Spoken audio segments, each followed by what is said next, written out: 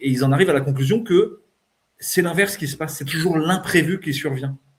C'est toujours ce que tu ne pensais pas qui allait arriver qui survient. Par contre, il faut accepter de le laisser arriver. C'est-à-dire, c'est comme d'un coup rendre les armes, cesser le combat, et il survient quelque chose de complètement imprévu. Et c'est un peu l'histoire d'une vie. C'est-à-dire, tu voudrais vivre tous les jours exactement la même chose, tu auras bien du mal à le faire. Hein. Ne serait-ce que ce que tu vas manger change. Les bouddhistes appellent ça l'impermanence.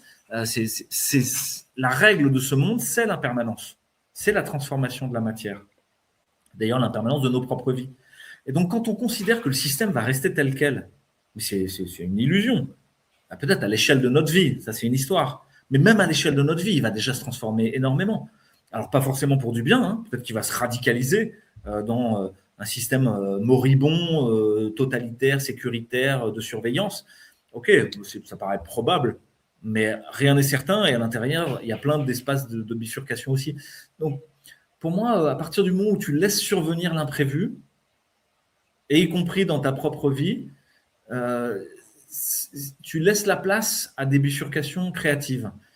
Et ça peut se travailler. Comment ça se travaille? C'est par exemple si ton existence est faite de plein de rituels, on en a parlé beaucoup, hein, qui sont là pour te rassurer au fond sur justement cette impermanence.